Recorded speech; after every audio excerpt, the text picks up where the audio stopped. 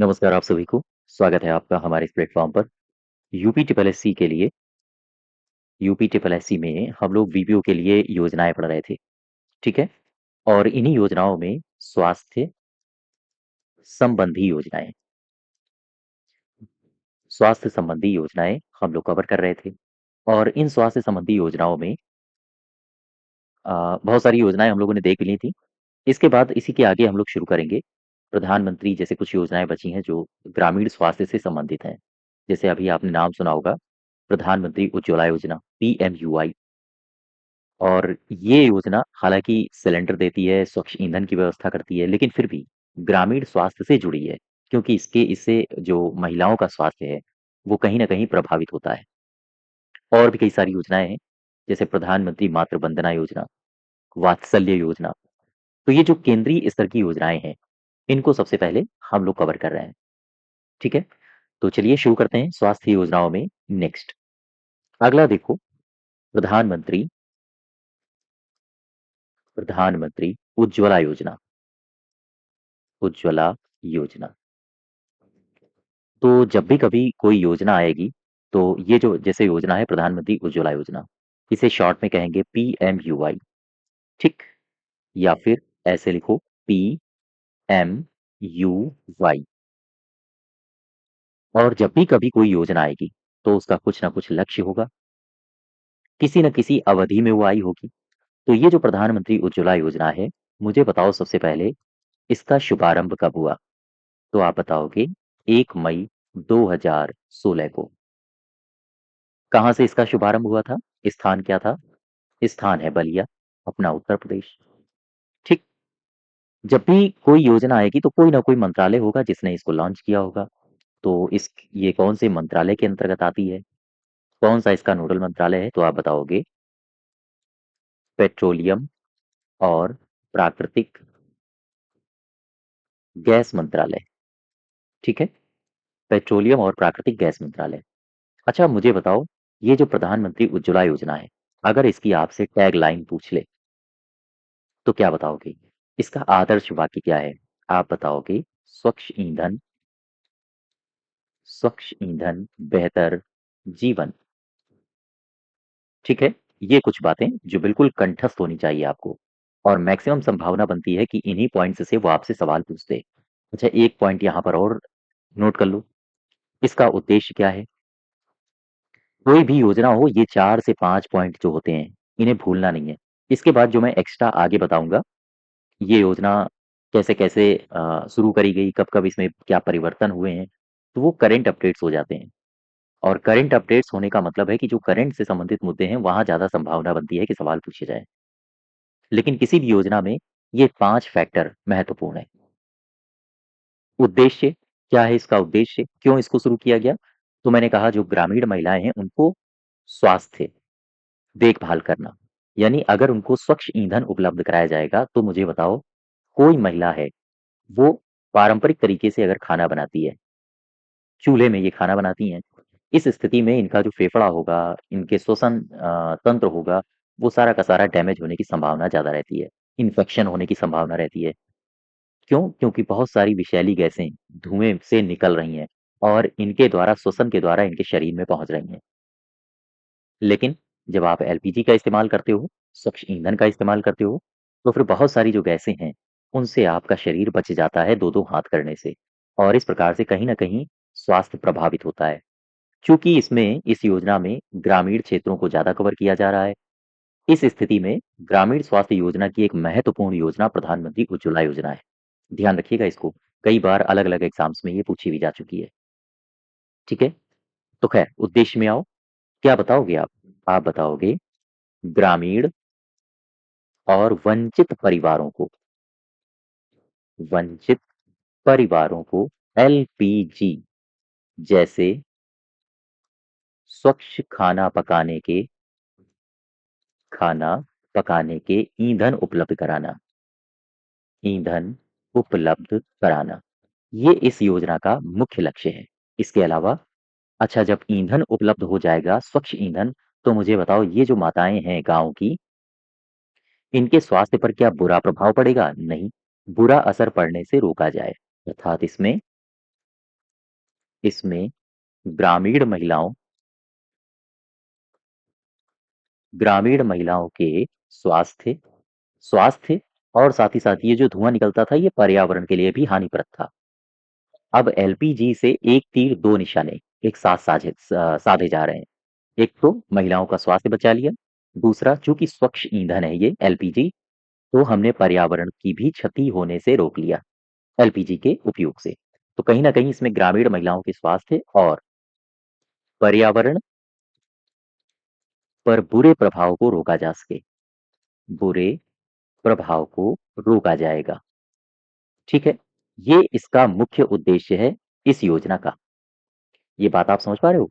तो कहीं न कहीं ग्रामीण जो क्षेत्र हैं, उनके लिए जो ग्रामीण महिलाएँ हैं, उनको खाना पकाने के लिए इस योजना का या हम कहें इसका इस्तेमाल किया जाता है एलपीजी का। और ये जो पूरा का पूरा सिस्टम है, इस सिस्टम को देने के लिए कौन-सी योजना आगे आई है? वो आगे आई है प्रधानमंत्री उज्ज्वला योजना। ठीक है? शुभारंभ 1 मई 2016 से होता है। स्थान है बलिया अपना उत्तर प्रदेश, यहीं से इसका शुभारंभ किया गया। मंत्रालय है पेट्रोलियम गैस मंत्रालय। और इसकी टैगलाइन है स्वच्छ ईंधन बेहतर जीवन। उद्देश्य क्या है? ग्रामीण और जो वंचित परिवार हैं उनमें एलपीजी जैसे स्वच्छ ईंधन कनेक्शन को दिया जाए, ताकि जो पकाने के लिए ईंधन है वो स्वच्छ मिल सके और इससे ग्रामीण महिलाओं के स्वास्थ्य में वृद्धि हो। न सिर्फ वृद्धि हो बल्कि पर्यावरण को भी बुरे प्रभाव से रोका जा सकता है। यहाँ तक बात आप समझ पाए? ठीक है। अब एक बात समझो, जब इस योजना को शुरू किया गया था एलपीजी इसे सॉरी उज्ज्वला 1.0 कहा जाता है इसे। जब इसको शुरू किया गया था तो लगभग लक्ष्य रखा गया था कि हम 5 करोड़ महिलाओं को महिला सदस्यों को एलपीजी कनेक्शन देंगे। लेकिन हुआ क्या कि इसको फिर आगे बढ़ा दिया गया था। 2018 में इसको आगे बढ़ा दिया गया और इसमें टारगेट ये रखा गया कि भाई 5 करोड़ तो देंगे ही देंगे, साथ ही साथ अब देंगे हम 8 करोड़। तो मैं कह रहा हूँ इस योजना का विस्तार भी किया गया। जैसे मैंने यहाँ पर क्या बताया था उद्देश्य। अब यहाँ पर ज़रा 2-3 बातें समझो। अन्य महत्वपूर्ण तथ्य अन्य महत्वपूर्ण तथ्य। इसी योजना से संबंधित अन्य महत्वपूर्ण तथ्य क्या है? ध्यान दो। ये जो योजना है उज्ज्वला 1.0 के अंतर्गत अंतर्गत 5 करोड़, ये सीआर मतलब करोड़ है, 5 करोड़ महिलाओं को एलपीजी कनेक्शन का लक्ष्य रखा गया। कनेक्शन का लक्ष्य रखा गया। ये सरकार के द्वारा एलपीजी कनेक्शन का लक्ष्य रखा गया था 5 करोड़। लेकिन इससे काम चला नहीं। सरकार ने सोचा थोड़ा-सा टारगेट और बढ़ाया जाए। टारगेट तो बहुत छोटा है, इसको तो हम बहुत जल्दी हासिल कर लेंगे। तो एक अवधि आई अप्रैल 2018 में इस योजना को ध्यान देना, इस योजना को विस्तारित किया गया। ठीक? और विस्तारित करके इसमें कुछ प्रावधान और जोड़ दिए गए, यानी कि और बड़ा लक्ष्य बनाया गया, साथ ही साथ और सारे लोगों को इस योजना के अंतर्गत लाया गया। अप्रैल 2018 में क्या होता है कि ये कहा गया सरकार के द्वारा कि 8 करोड़ एलपीजी कनेक्शन का लक्ष्य है। 5 नहीं, 8 करोड़। ठीक? 5 से बढ़ा के 8 कर दिया। इसके अलावा सरकार ने कहा कि जो महिलाएँ हैं, उसमें 7 जो महिलाएँ लाभ ले रही हैं, वो तो लेती रहेंगी, साथ ही साथ 7 अन्य श्रेणी को भी इसमें शामिल किया गया। 7 अन्य श्रेणी की महिला लाभार्थी को इसमें शामिल किया गया। ठीक? ये जो महिलाएँ लाभार्थी थीं, जिनको शामिल किया गया था, इनमें से एससी-एसटी, साथ ही साथ पीएमएवाई। एएवाई आपने इस योजना का नाम सुना होगा। इसको बोलते हैं अंत्योदय अन्न योजना, एएवाई। और ओबीसी, साथ ही साथ ऐसी महिलाएँ जो चाय बागान में काम करती थीं।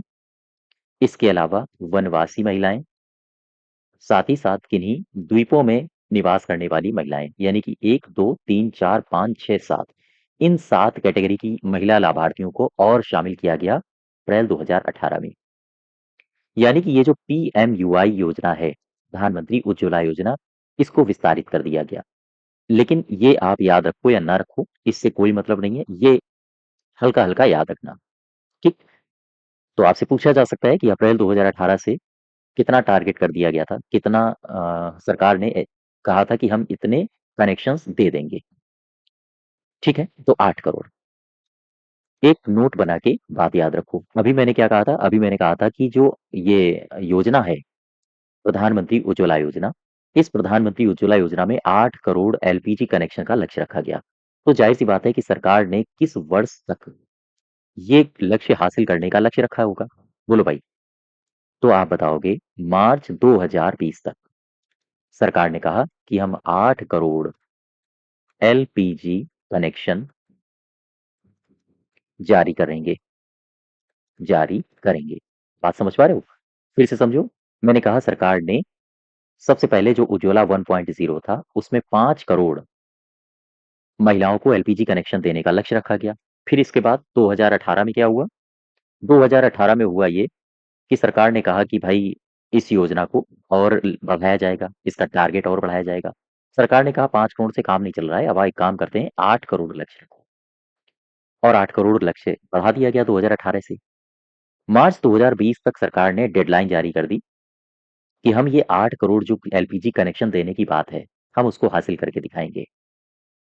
तो ये तो हो गई डेट कि भाई मार्च 2020 तक 8 करोड़ एलपीजी कनेक्शन देने का सरकार का लक्ष्य है, ठीक? लेकिन हुआ क्या? हुआ ये कि 7 सितंबर 2019 2020 है, ध्यान देना। 2020 तक लक्ष्य हासिल करना है, लेकिन एक तारीख आती है 7 सितंबर 2019। ये तारीख ऐसी थी कि प्रधानमंत्री नरेंद्र मोदी और उनकी टीम एक स्थान पर इकट्ठा हुए। स्थान था महाराष्ट्र। महाराष्ट्र में ये स्थान था औरंगाबाद, औरंगाबाद। और यहीं पर इन्होंने 8 करोड़वां एलपीजी कनेक्शन जारी कर दिया, कनेक्शन जारी किया। तो अब मुझे बताओ, ये जो प्रधानमंत्री उज्ज्वला योजना है, इसमें 8 करोड़ एलपीजी कनेक्शन देने का लक्ष्य कब तक का था? मार्च 2020 का। लेकिन इसको हासिल कब कर लिया गया? 8 करोड़वां जारी कब कर दिया गया? 7 सितंबर 2019 में। और कहाँ पर जारी किया गया? महाराष्ट्र के औरंगाबाद में। तो ये योजना समय से पहले ही हाँ, इसके इसके लक्ष्य को हासिल कर लिया गया सरकार के द्वारा। इतनी बात आप समझ पा रहे हो? ठीक है? यहाँ से 2 पॉइंट और समझो। 2 पॉइंट ये हैं कि मान लो ये कोई महिला है, ये चाहती है कि वो एलपीजी कनेक्शन ले। तो अगर ये एलपीजी कनेक्शन के लिए आवेदन करना चाहती है, अर्थात ये आवेदक है, तो सरकार कहती है कि भाई आप आवेदन करिए लेकिन पहले आप अपनी उम्र देख लो। अगर आपकी उम्र 18 साल है, 18 साल हो, तो फिर आप आवेदन कर सकती हैं और प्रधानमंत्री उज्ज्वला योजना का लाभ ले सकती हैं। इसके अलावा आप ये सुनिश्चित करिए कि पहले से कोई एलपीजी कनेक्शन ना हो आपके यहाँ, अर्थात पहले से एलपीजी कनेक्शन ना हो। ठीक है? एलपीजी कनेक्शन ना हो। ये बात आप समझ पा रहे हो? यहाँ तक? फिर से समझो, मैं क्या बता रहा हूँ। प्रधानमंत्री उज्ज्वला योजना मैंने शुरू किया। मैंने कहा प्रधानमंत्री उज्ज्वला योजना का शुभारंभ 1 मई 2016 को हुआ। बलिया से इसकी शुरुआत होती है। पेट्रोलियम और प्राकृतिक गैस मंत्रालय इसकी नोडल मंत्रालय है।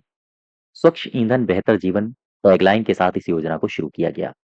टारगेट ये रखा गया कि भाई जो ग्रामीण महिलाएं हैं, वंचित परिवार हैं, उनको एलपीजी कनेक्शन देना ताकि स्वच्छ ईंधन उन्हें मिल सके और इस प्रकार महिलाओं के स्वास्थ्य की रक्षा की जा सके। साथ ही साथ पर्यावरण को भी दूषित होने से बचाया जा सके। चूंकि जो पारंपरिक खाना बनाने के साधन थे हमारे, आज से पहले आप लोग जानते होंगे अगर गांव से बिलोंग करते रहे हो आप लोग, तो गांव में उपले इनका इस्तेमाल किया जाता था। हालांकि आज भी किया जाता होगा, लेकिन बहुत सारी जगहों पर अब एलपीजी कनेक्शंस दे दिए गए हैं। लेकिन पहले जब इसका इस्तेमाल नहीं होता था, तो फिर कुछ भी काम हो, आप पारंपरिक जो ईंधन होते हैं, उन्हीं का इस्तेमाल होता था। उपले, लकड़ियाँ, ठीक है? और पारंपरिक जो जहाँ इनको जलाया जाता था, जैसे चूल्हा हो गया, अंगीठी हो गईं, उन सब का इस्तेमाल किया जाता था। और जब उनका इस्तेमाल करोगे, तो बहुत सारा धुआँ पूरे घर भर में भर जाता था। इस स्थिति में पूरा का पूरा परिवार कहीं न कहीं स्वास्थ्य की चपेट यानी स्वास्थ्य की गंभीर बीमारियों के चपेट में आता था। उन सबसे निजात दिलाया गया। और ये जो धुआँ उठ रहा है, इसमें बहुत सारी विषैली गैसें थीं, तो पर्यावरण को भी क्षति होती थी। इन सबसे निजात दिलाने के लिए प्रधानमंत्री उज्ज्वला योजना की शुरुआत की गई। ठीक है यहाँ तक? बात समझ पाए? अब एक बात और समझो। मैंने कहा इसमें जो प्रधानमंत्री उज्ज्वला योजना पार्ट 1 था, उसके अंतर्गत एक टारगेट रखा गया और टारगेट ये रखा गया कि भाई 5 करोड़ महिलाओं को हमें कनेक्शन देना है, एलपीजी कनेक्शन। ठीक, इसमें अप्रैल 2018 में इस योजना को और विस्तारित कर दिया गया और कहा गया कि अब 5 करोड़ से काम नहीं चलेगा। अब हमें 8 करोड़ एलपीजी कनेक्शन देने का हमें लक्ष्य रखना होगा और साथ ही साथ विस्तारित किया गया इस योजना को और कहा गया कि जो 7 अन्य श्रेणियां हैं, अन्य श्रेणियों की महिलाओं को भी इसमें शामिल किया जाएगा, जिसमें से एससी-एसटी, प्रधानमंत्री आवास योजना की और एएवाई मतलब अंत्योदय अन्न योजना की जो लाभार्थी महिलाएं हैं, वो भी इसमें शामिल होंगी। ओबीसी, चाय बागान में काम करने वाली महिलाएं, वनवासी महिलाएं, द्वीपों की महिलाएं, ये सारी की सारी इस योजना में शामिल होंगी। इसके बाद कहा यह गया कि हम मार्च 2020 तक ये जो 8 करोड़ का लक्ष्य है, इसको हासिल करके दिखाएंगे। सरकार की तरफ से ये कहा गया। लेकिन काम इतने युद्ध स्तर पर हुआ कि 7 सितंबर 2019 को ही सरकार ने 8 करोड़वां एलपीजी कनेक्शन जारी कर दिया और इस लक्ष्य को पूरा कर लिया। आपसे पूछा जा सकता है कि ये जो 8 करोड़वां एलपीजी कनेक्शन है, ये कहाँ जारी किया गया? बताओगे महाराष्ट्र, औरंगाबाद में। ठीक है यहाँ तक? ये तो बात मैं कर रहा था प्रधानमंत्री उज्ज्वला योजना पार्ट 1 की। एक और उज्ज्वला योजना शुरू करी गई है सरकार के द्वारा, जिसे कहा जाता है उज्ज्वला जिसे कहा जाता है उज्ज्वला 2.0। ये भी पूछा जा सकता है, ध्यान दीजिएगा। इसका आपसे शुभारंभ पूछा जाए, कब हुआ? आप बताओगे 10 अगस्त को। 10 अगस्त 2021 को इसका शुभारंभ हुआ। कहाँ से हुआ? फिर से उत्तर प्रदेश है अपना। इस बार है महोबा, पिछली बार था बलिया। ठीक है? अपना यूपी। और मुझे बताओ अभी हाल ही में इस योजना की अवधि बढ़ा दी गई है। तो इस योजना को या हम कहें योजना की अवधि को 2025-26 तक बढ़ाया गया है। बढ़ाया गया है। बस इतनी ही बातें हैं जो उज्ज्वला 2.0 से याद रखनी है आपको। शुरुआत कब हुई? 10 अगस्त 2021। स्थान क्या है? महोबा। और इसको बढ़ाया कब तक गया है? 2025-26 तक। क्लियर है बात? तो ये प्रधानमंत्री उज्ज्वला योजना 1.0 और 2.0 है। सारी बातें क्लियर हो गई। अब नेक्स्ट देखो, अगली योजना है प्रधानमंत्री मातृ वंदना योजना। ठीक है? इसे कहा जाता है पीएम वीवाई, प्रधानमंत्री मातृ वंदना योजना। PM VY. मुझे 2-3 बातें पहले तो फिक्स बता दो कि ये शुरुआत कब हुई इस योजना की? शुरुआत कब हुई? आप बताओगे 1 जनवरी को 2017 से। ठीक? इसके अलावा मुझे ये बताओ ये कौन-सा मंत्रालय है जो इसे रन करा रहा है? बताओगे महिला और बाल विकास मंत्रालय। महिला और बाल विकास मंत्रालय इसको रन करा रहा है। अच्छा, जब भी कोई योजना शुरू होती है, तो उसका कुछ ना कुछ उद्देश्य होता है। तो इसका क्या उद्देश्य है? ज़रा पढ़ो। मैंने आपको लास्ट टर्न में बताया था, कुछ की पॉइंट्स पकड़ के रखा करो। जैसे प्रधानमंत्री जी की योजना है, अर्थात प्रधानमंत्री योजना का मतलब हो गया, ये क्या राज्य सरकार की योजना है? ना, ये केंद्र सरकार की योजना है। प्रधानमंत्री कहाँ बैठा है? केंद्र में। तो इसका मतलब क्या हुआ? इसका मतलब ये हुआ कि ये केंद्र सरकार की योजना है। अगर यही मुख्यमंत्री योजना होता, तो मुख्यमंत्री यानी कि राज्य सरकार की योजना हो जाती। ठीक है? सामान्यतया हाँ, अब प्रधानमंत्री यानी केंद्र सरकार की योजना है किसके लिए? मातृ वंदना के लिए, माताओं के लिए। और माताएँ मैंने आपको कल बताया था, माताओं से संबंधित जहाँ कहीं इस शब्द का इस्तेमाल हो जाए, इसका मतलब क्या है? कोई भी लड़की है, वो माँ बन रही है। इसका मतलब क्या है? इसका मतलब है गर्भवती। ठीक? अब ऐसी स्थिति में जो गर्भवती या फिर माँ बन रही है तो फिर स्तनपान कराएगी। ठीक? इसके अलावा जो बच्चा होगा फिर उसका कोई और इस स्थिति में उसे पोषण की भी आवश्यकता पड़ेगी। पोषण, तो कहीं न कहीं ये जो योजनाएँ होती हैं जिनमें मातृ, माँ ऐसे शब्द छुपे होते हैं, उन योजनाओं में इन कीवर्ड्स को पकड़ा करो। ये कीवर्ड्स हैं और इन्हीं के इर्द-गिर्द वो योजना घूमेगी, उसका उद्देश्य घूमेगा। बात समझ पा रहे हो? यानी कि प्रधानमंत्री मातृ वंदना योजना है, तो इसका मतलब क्या हुआ? इसका मतलब ये हुआ कि ऐसी माताओं यानी ऐसी महिलाओं को टारगेट किया जा रहा है इस योजना के अंतर्गत, जो गर्भवती हैं, जो स्तनपान कराती हैं, जो जच्चा-बच्चा वगैरह इनके बारे में हेल्थ के बारे में योजनाओं में प्रावधान दिया गया होगा, उनके पोषण के बारे में, फीडिंग्स के बारे में प्रावधान दिया गया होगा। तो ये टारगेट इनके रहते हैं सामान्यतया, ठीक? अब इसके क्या हैं? आओ ज़रा इसमें देख लो। उद्देश्य, ध्यान दो। इसमें कहा गया है, जो गर्भवती महिलाओं और स्तनपान कराने वाली महिलाओं, ठीक? इनके स्वास्थ्य और पोषण संबंधी आवश्यकता को पूरा करना। पोषण संबंधी आवश्यकता को पूरा करना। ये बात आप समझ पा रहे हो? फिर से समझो। इस योजना को शुरू किस लिए किया गया? क्या उद्देश्य है? किन उद्देश्यों को साधा जा रहा है प्रधानमंत्री मातृ वंदना योजना से? ऐसी महिलाएँ जो गर्भवती हैं, स्तनपान कराने वाली महिलाएँ भी इसकी जद में आती हैं और चूँकि उन्हें पोषण की सख्त आवश्यकता पड़ती है, स्वास्थ्य उनका ना बिगड़े, तो इन सभी समस्याओं से निपटाने के लिए उन्हें हाँ, इस योजना के अंतर्गत लाया जाता है। तो ये जितनी भी समस्याएँ किसी महिला के समक्ष आ रही हैं, पोषण की समस्या, तो कैसे उस समस्या को दूर किया जाए? इसके लिए सरकार कहती है कि हम ऐसी महिलाओं को जो गर्भवती हैं, स्तनपान कराती हैं, ऐसी महिलाओं को हम नकद प्रोत्साहन राशि देंगे। अर्थात माताओं को नकद प्रोत्साहन राशि के माध्यम से इनके स्वास्थ्य को सुधारा जाएगा। स्वास्थ्य में सुधार किया जाएगा। ठीक है? ये इसके टारगेट्स हैं, ये इसके उद्देश्य हैं। अब यहाँ से मुझे एक बात और बताओ, ये जो प्रधानमंत्री मातृ वंदन योजना है, ध्यान दो। मैंने बात की प्रधानमंत्री, ये मातृ है, जस्ट वेट। प्रधानमंत्री मातृ वंदन योजना। ये जो प्रधानमंत्री मातृ वंदन योजना है, मुझे ये बताओ ये किसके अंतर्गत इसका संचालन हो रहा है? या किसके अंतर्गत इसका क्रियान्वयन हो रहा है? तो आप बताओगे, इस योजना का जो क्रियान्वयन हो रहा है, क्रियान्वयन वो हो रहा है राष्ट्रीय खाद्य सुरक्षा अधिनियम के अंतर्गत। सुरक्षा अधिनियम की धारा 4 है। 4 के अंतर्गत इसका क्रियान्वयन हो रहा है। ठीक? ये जो योजना है, मैंने अभी कहा था कि इस योजना में प्रोत्साहन राशि का बँटवारा किया जाता है या हम कहें प्रोत्साहन राशि का वितरण किया जाता है। तो कितना रुपया मिलता है किसी महिला को इस योजना के अंतर्गत? आओ ज़रा समझ लें, ध्यान दें। मैंने कहा धनराशि का बँटवारा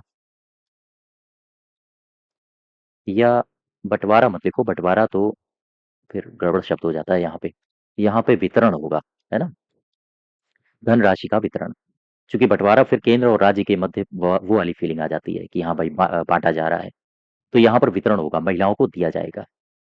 धनराशि के वितरण में कितना रुपया दिया जाता है? ध्यान दो, औसतन एक महिला को एक महिला को 6,000 रुपए दिए जाते हैं, ठीक? औसतन एक महिला को 6,000 रुपए मिल गए। यहाँ तक बात समझ पा रहे हो? इसमें क्या और भी कुछ ग्लिच होती हैं? हाँ, होती हैं। इसमें होता क्या है कि इसमें 5,000 रुपया सीधे खाते में डाला जाता है। सीधे खाते में जाता है और बचा कितना? बचा 1,000 रुपया यानी कि जो शेष राशि होती है, शेष राशि जननी सुरक्षा योजना में जननी सुरक्षा योजना के तहत जननी सुरक्षा योजना के तहत मातृत्व लाभ के अनुसार मातृत्व लाभ के अनुसार इन्हें नकद रूप से दिया जाता है। ये 2 बातें याद रखना। ध्यान दें, धनराशि के वितरण में औसतन एक महिला को 6,000 रुपए दिए जाते हैं, जिसमें से 5,000 रुपए सीधे अकाउंट में डाल दिया गया और बाकी बचा शेष राशि इसे जननी सुरक्षा योजना के अंतर्गत खर्च किया जाता है। ठीक? यहाँ तक क्लियर हो गया? अभी इसमें एक और परिवर्तन हुआ है। परिवर्तन ये हुआ है, 2022 से हुआ है ये, इसमें कहा गया है कि जो पात्र लाभार्थी हैं, पात्र लाभार्थी को दूसरे बच्चे पर भी पैसा दिया जाएगा। दूसरे बच्चे के लिए भी 6,000 रुपए की राशि दी जाएगी या 6,000 रुपए का प्रबंध किया गया है या फिर आप ये कह सकते हो प्रावधान किया गया है। ठीक है?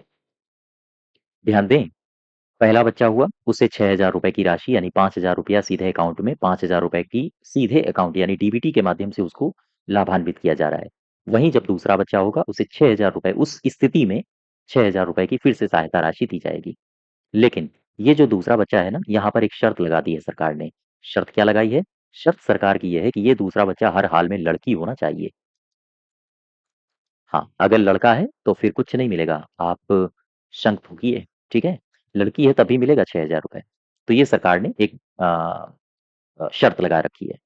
अच्छा, अब इसमें कुछ किस्तें भी पूछी जाती हैं। पहले होता क्या था, पहले ये जो राशि आती थी 5,000 रुपए अकाउंट में आ रही है, तो ये पहले 3 किस्तों में आती थी। पहले राशि 3 किस्तों में दी जाती थी, ठीक है? लेकिन ये 3 किस्तों में दी जाती थी तो कैसे दी जाती थी? ध्यान दो, 1,000 रुपया पहले भेजा गया और ये 1,000 रुपया जो गर्भ होगा, गर्भ धारण के समय जब पंजीकरण हो जाता था, उस समय 1,000 रुपया भेजा जाता था। 2,000 रुपया ये प्रसव पूर्व जाँच हो जाती थी, तब भेजा जाता था और बाकी बचा कितना 2, 2 4 और 1 5, 5,000 अकाउंट में जाएगा। तो ये 2,000 रुपए कब भेजे जाते थे? जब बच्चे के जन्म के बाद ये 2,000 रुपए भेजे जाते थे। यानी टोटल किस्त कितनी हो गई? ये पहली किस्त है, ये दूसरी किस्त है और ये है तीसरी किस्त। ठीक? ये 3 किस्तें हैं, 3 किस्तों में राशियाँ भेजी जाती थीं। ये राशियाँ मत याद रखना, ये आपके एग्ज़ाम में पूछा नहीं जाएगा, ध्यान दीजिएगा। ये केवल और केवल ये फ़िगर याद रखना, कितनी राशि कितनी किस्तों में? 3 किस्तों में, बात खत्म। लेकिन अब क्या हुआ है, अब राशि 2 किस्तों में भेजी जा रही है, 2 किस्तों में दी जाती है।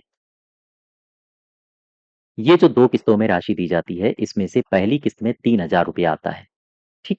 ये 3,000 रुपया आता है पंजीकरण होने के बाद, पंजीकरण और चेकअप आदि के बाद आता है। इसके बाद एक दूसरी किस्त भी आती है जिसमें 2,000 रुपए की राशि आती है।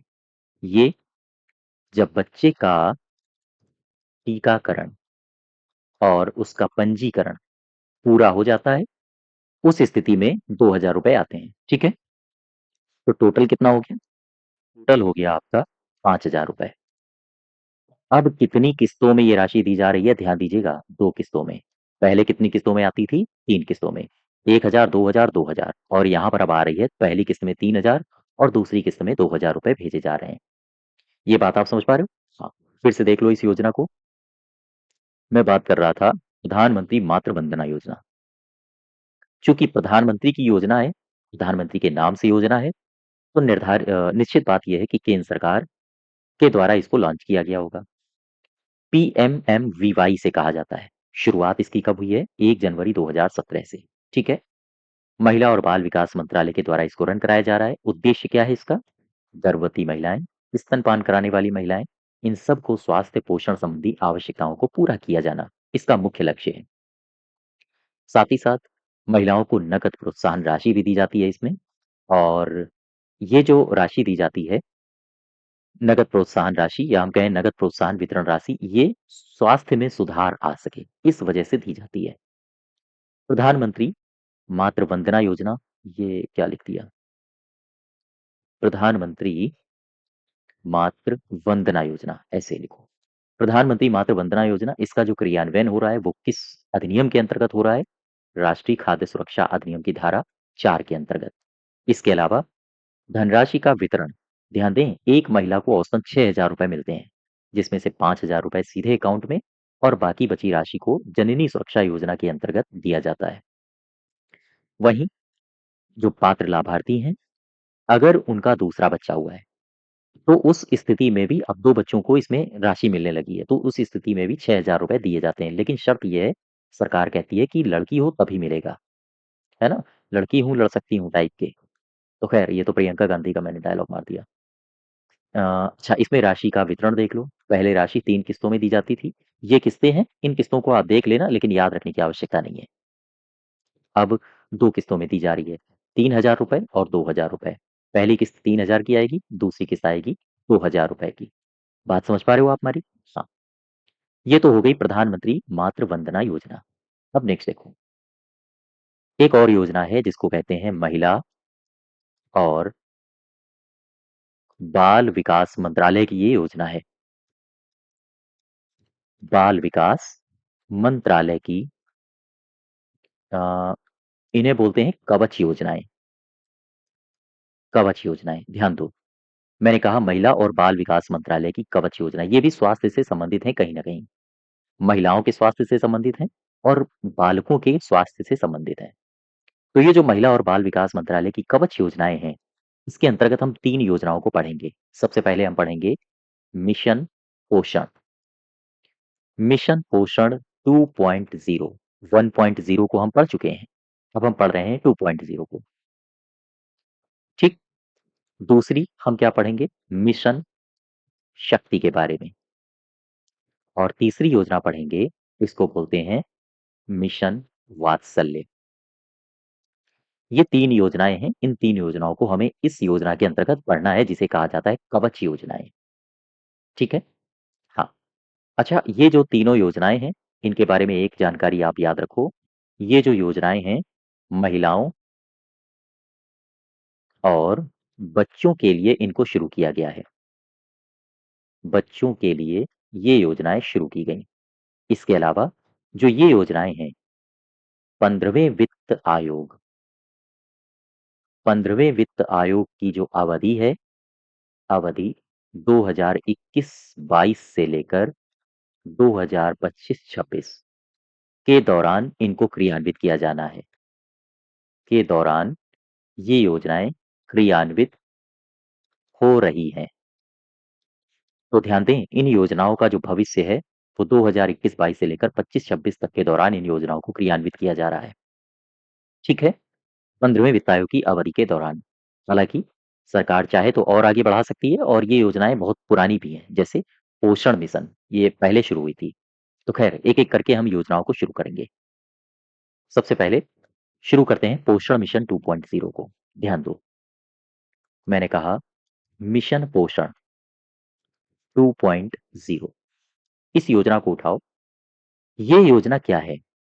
ध्यान दो, अगर हम आपसे पूछें मिशन पोषण, इसका मतलब क्या है? इसका मतलब है पोषण समर्थन के संबंध में एक कार्यक्रम है ये।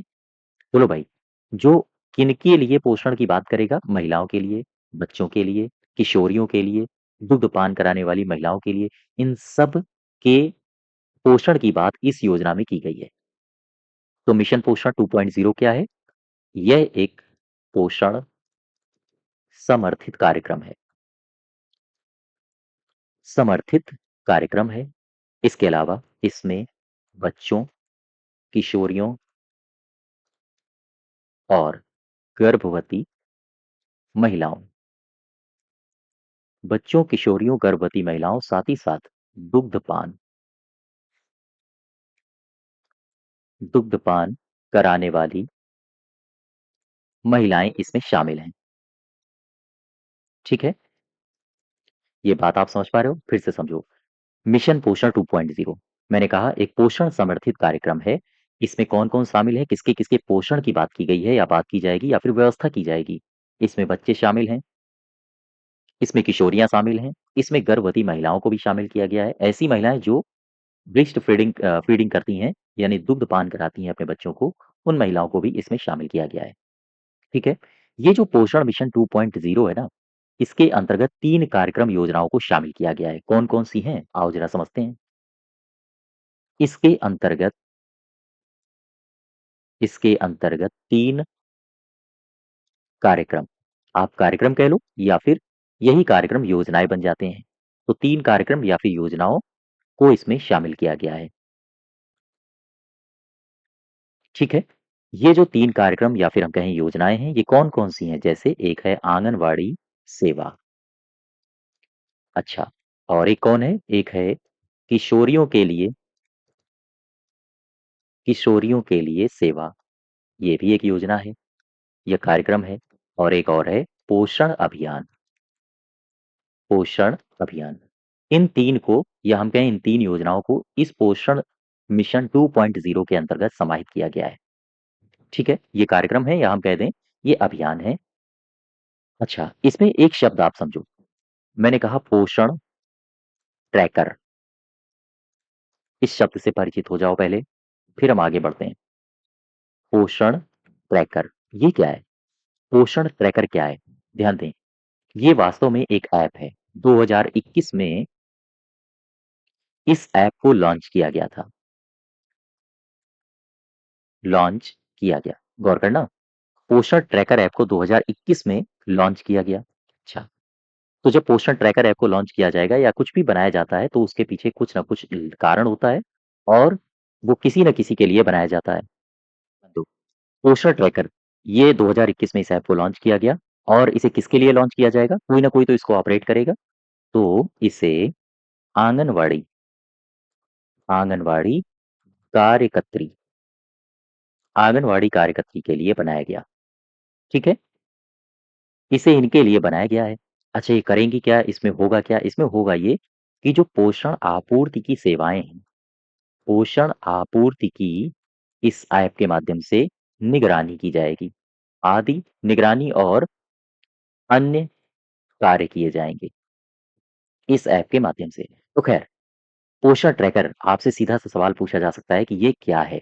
पोषण ट्रैकर एक मोबाइल एप्लीकेशन है, एक योजना है वगैरह-वगैरह जो भी वो ऑप्शन बनाना चाहे। तो ये एक ऐप है जिसे 2021 में लॉन्च किया गया था। आंगनवाड़ी कार्यकर्त्री इसके माध्यम से पोषण आपूर्ति की निगरानी वगैरह ये सारे काम करती हैं।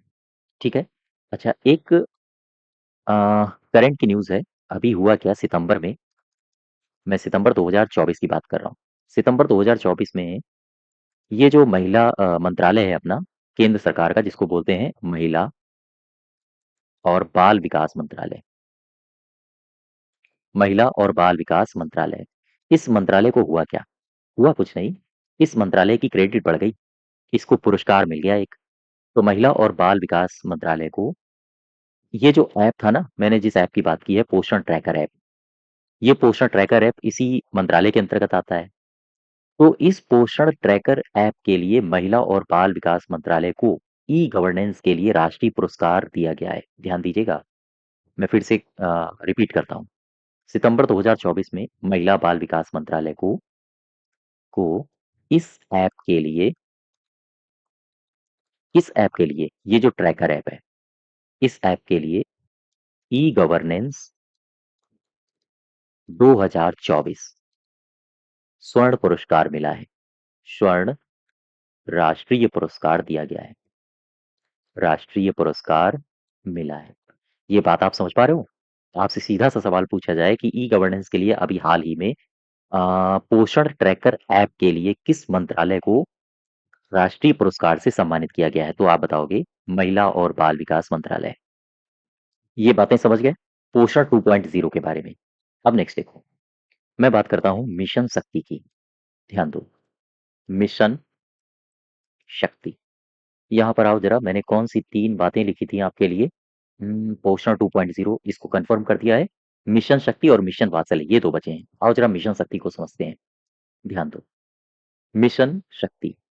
आप इस नाम को पढ़ के क्या आपको समझ में आ रहा है? शक्ति, सामान्यतया ये किसके लिए इस्तेमाल होता है? शिव शक्ति, है ना? इस इन शब्दों को आपने पढ़ा होगा या आपने सुना होगा। तो शक्ति किसके लिए? शक्ति है नारियों के लिए। इस शब्द का इस्तेमाल किया जाता है। इसका मतलब क्या है? इसका मतलब है कि महिलाएँ जो हैं, उनकी सुरक्षा, उनकी रक्षा, उनको सशक्त बनाना इस मिशन का लक्ष्य है। ऐसा लक्ष्य जो महिलाओं में शक्ति, महिलाओं में सशक्तिकरण, महिलाओं की रक्षा, महिलाओं की सुरक्षा से संबंधित कार्यक्रम करता है। तो ये जो योजना है मिशन शक्ति, इसमें महिलाओं के लिए रक्षा, सुरक्षा और सशक्तिकरण सशक्तिकरण के लिए क्या है ये? यह एक अम्ब्रेला योजना है। अम्ब्रेला योजना। अब चूंकि अम्ब्रेला योजना है, तो इसमें बहुत सारी योजनाएं समाहित होंगी। अम्ब्रेला का मतलब यही तो होता है कि जैसे मान लो ये कोई अम्ब्रेला है, हालांकि बन नहीं पाएगा मुझसे, लेकिन फिर भी मैं बनाने की कोशिश करता हूँ। मान लीजिए ये कोई अम्ब्रेला है, ये इसकी तीलियां हैं। इसका मतलब क्या हुआ? इसका मतलब ये हुआ कि इस अम्ब्रेला की छत्र छाया में बहुत सारी योजनाएं हैं। ठीक। तो ये जो मिशन शक्ति है, इसके अंतर्गत कौन कौन सी उप योजनाएं शामिल हैं? ध्यान दो। इसमें दो उप योजनाएं हैं। ये दो उप योजनाएं कौन कौन सी हैं? गौर करो। एक तो है संबल और एक है सामर्थ्य। संबल और सामर्थ्य, ये दो उप योजनाएं हैं। ये जो संबल है, मिशन शक्ति के अंतर्गत इस संबल में किया क्या जाएगा? इसमें होगा ये कि जो महिलाएं हैं, महिलाओं को या हम कहें महिलाओं की सुरक्षा और उनका संरक्षण किया जाएगा। अर्थात उन्हें सुरक्षा और संरक्षण के लिए ये संबल योजना है। अगर आपसे सीधा सा सवाल पूछा जाए कि महिलाओं की सुरक्षा और संरक्षण के लिए मिशन शक्ति के अंतर्गत किस उप योजना को शामिल किया गया है, तो आप बताओगे संबल। ठीक है। और ये जो महिलाओं के लिए सुरक्षा और संरक्षण संबंधी है, इसमें कौन कौन सी योजनाएं शामिल हैं? क्या मुझे आप बता सकते हो? इसमें शामिल कौन सी योजनाएं हैं जो महिलाओं की सुरक्षा और संरक्षण की बात करती हैं? जैसे एकल केंद्र, या हम कहें one stop centre. One stop centre. ठीक। या फिर नारी न्यायालय, आपने इसका नाम सुना होगा। नारी न्यायालय, ऐसे लिखो। इसके इसके अलावा आपने नाम सुना होगा महिला हेल्पलाइन। महिला हेल्पलाइन, ये भी संबल योजना का ही एक कार्यक्रम है, या हम कहें एक योजना है। आपने नाम सुना होगा बीबीबीपी, बेटी बचाओ बेटी पढ़ाओ। ये भी संबल योजना के अंतर्गत आने वाली एक योजना है। अब आ जाओ सामर्थ्य में। ये क्या है? इसमें महिलाओं के लिए क्या किया जाएगा? तो ध्यान दो। महिलाओं के लिए सशक्तिकरण की बात करेगी ये योजना, या महिलाओं के सशक्तिकरण के लिए सामर्थ्य योजना है। सामर्थ्य मतलब सशक्तिकरण करना। तो अब मुझे बताओ, सामर्थ्य योजना के अंतर्गत ये जो मिशन शक्ति है, इसकी जो दूसरी उपयोजना है सामर्थ्य, इसके अंतर्गत कौन कौन सी योजनाएं आती हैं? ध्यान दो। इसमें शामिल महिलाएं, या हम सॉरी महिलाएं बोल दिया। इसमें शामिल योजनाएं कौन सी हैं? सामर्थ्य योजना के अंतर्गत आने वाली योजनाएं, जैसे उज्ज्वला। इस योजना के द्वारा महिलाओं को सशक्त बनाया जा रहा है। महिलाओं का सशक्तिकरण किया जा रहा है। जैसे स्वाधार, नाम सुना है आपने? जैसे अ, राष्ट्रीय क्रेच योजना। राष्ट्रीय की क्रेच योजना। जैसे प्रधानमंत्री मातृ वंदन योजना। तो ये जितनी भी योजनाएं हैं, ये सामर्थ्य के अंतर्गत आती हैं। मैं फिर से बता दूं आपको। मिशन शक्ति, इसके अंतर्गत अर्थात मिशन शक्ति का मुख्य टारगेट है कि महिलाओं के लिए रक्षा, सुरक्षा और उनके सशक्तिकरण संबंधी योजनाएं बनाई जाएं, उनके लिए काम किया जाए। ये जो मिशन शक्ति है, ये एक अम्ब्रेला योजना है। इसके अंतर्गत दो उप योजनाएं शामिल हैं, संबल और सामर्थ्य। संबल से आशय है कि महिलाओं की सुरक्षा और संरक्षण के लिए इस योजना के द्वारा काम किया जाएगा। और काम कैसे किया जाएगा? इसमें बहुत सारी योजनाओं को लॉन्च किया जा रहा है लगातार, और लॉन्च किया जा चुका है। जैसे वन स्टॉप सेंटर, महिलाओं की सुरक्षा को ध्यान में रखते हुए बनाए गए हैं। नारी न्यायालय, महिला हेल्पलाइन, और बेटी बचाओ बेटी पढ़ाओ। बच्चियों की सुरक्षा के लिए, बच्चियों के संरक्षण के लिए इस तरह की योजनाएं चलाई जा रही हैं। महिला सशक्तिकरण के लिए इसमें कौन सी योजनाएं शामिल होंगी? उज्ज्वला योजना, ये महिला सशक्तिकरण से संबंधित है। स्वाधार, राष्ट्रीय क्रेच योजना, प्रधानमंत्री मातृ वंदना योजना। इस तरह की योजनाएं सामर्थ्य के अंतर्गत आती हैं। ठीक। अब एक योजना और आपकी बची है, मिशन वात्सल्य। मिशन वात्सल्य, ध्यान दो इस योजना को।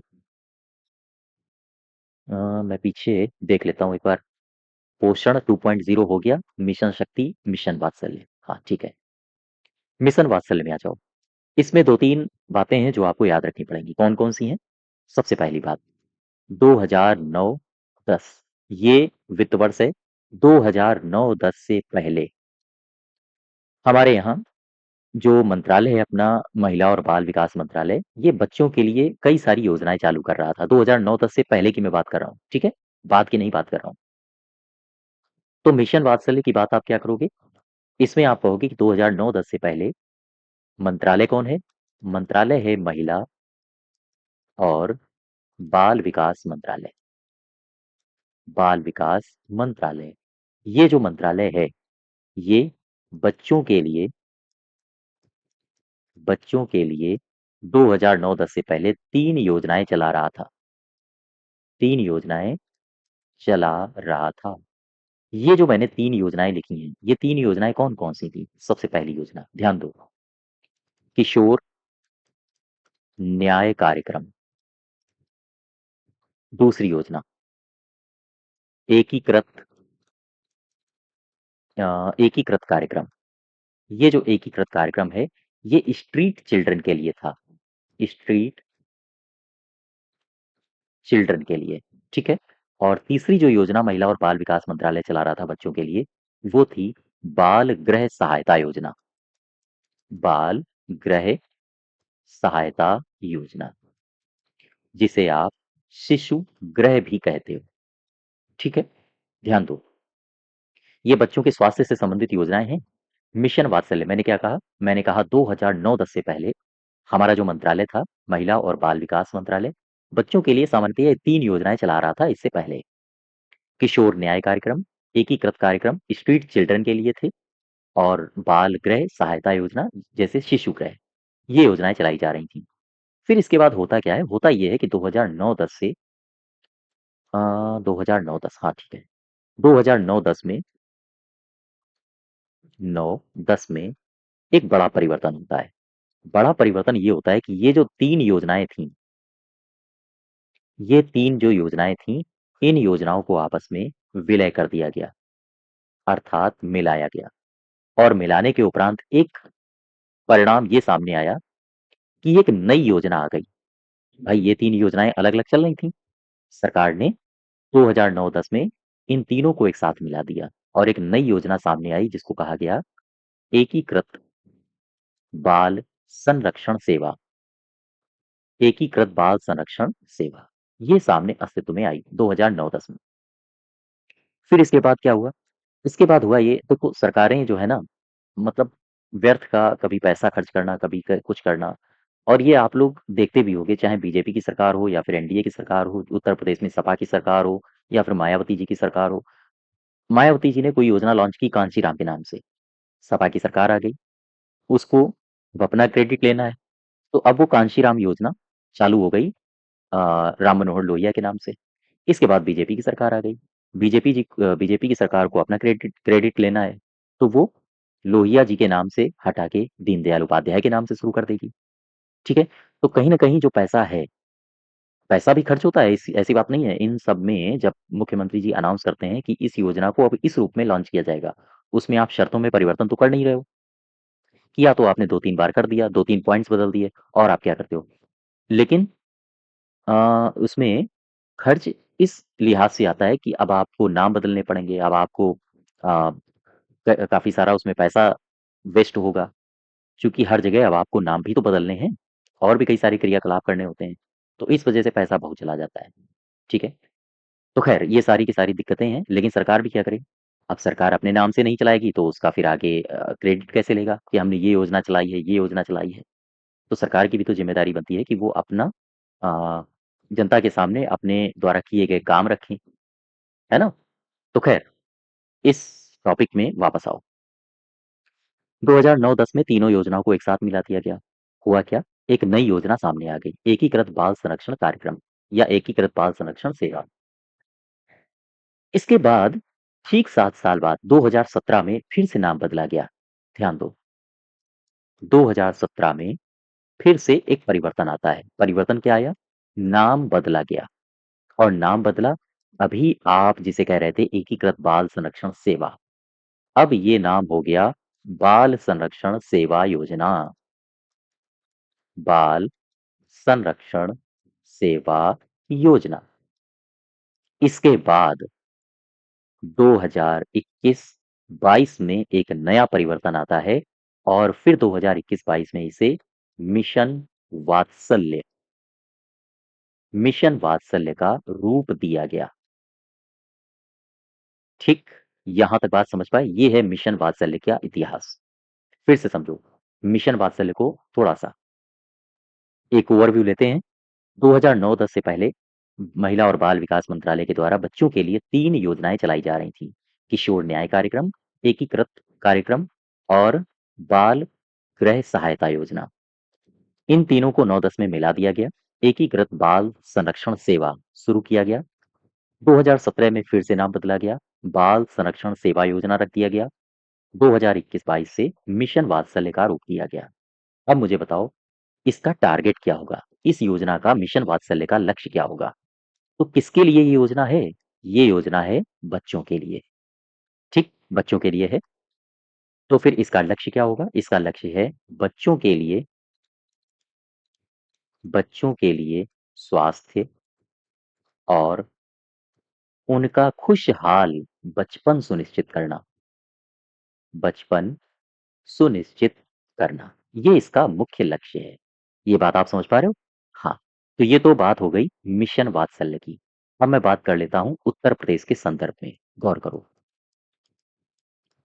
उत्तर प्रदेश के संदर्भ में मिशन वात्सल्य को थोड़ा सा पढ़ लो।